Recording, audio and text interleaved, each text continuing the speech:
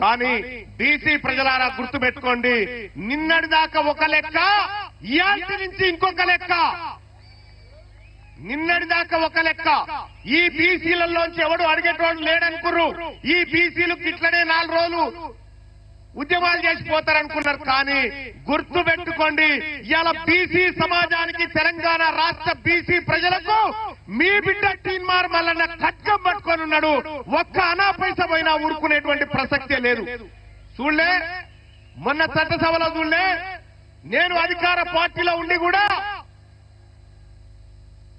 మొన్న ఇప్పుడే చెప్పిన 1,20,000 కోట్ల రూపాయలు మనం జమ చేస్తున్నామని.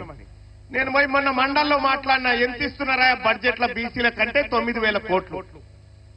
1,20,000 కోట్లు తీసుకొని 9,000 కోట్ల రూపాయలు మనకిస్తారట. అంటే ఎవరి సొమ్ముతో ఎవడు బతుకున్నానా? ఎవరి సొమ్ముతో ఎవడు బతుకుడు? మన కష్టంతో వాళ్ళు బతుకుంటే మనకు సేవ చేస్తున్నట్టు అని చెప్తా ఉన్నారు. నేను ఈ వరంగల్ వేదిక నుంచి చెప్తా ఉన్నా, మర్యాదగా బీసీల కుర్చీలు ఖాళీ చేయండి. మర్యాదగా బీసీల కుర్చీలు ఖాళీ చేయండి. మా బిడ్డలంతా తయారున్నారు ఈడ ఎక్కడానికి, కుర్చీలు ఎక్కడానికి మా బిడ్డలు తయారున్నారు. ఇలా సిద్ధమేనా? ఉన్నారా?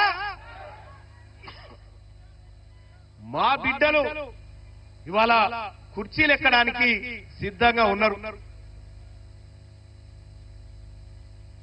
ఒక ఆయన పొద్దుగాల లైవ్ నడుస్తా ఉంటే ఒక ఆయన కామెంట్ పెట్టి నడుస్తున్నా. ఆయన పేరేందో ఉండే, నా ఫోన్ లో ఉండే, మహేశ్వర్ రెడ్డి అని ఒక ఆయన కామెంట్ పెట్టింది. ఏంటంటే బీసీలంతా మా ఉత్సదాగాలరా అని పెట్టిందన్న. చూస్తారా కామెంట్? ఇక చూడరు, బీసీలంతానట రెడ్ల ఉత్సదాగాల, మా ఉత్సదాగాలరా అని చెప్పి అలా కామెంట్ పెడతా ఉంటే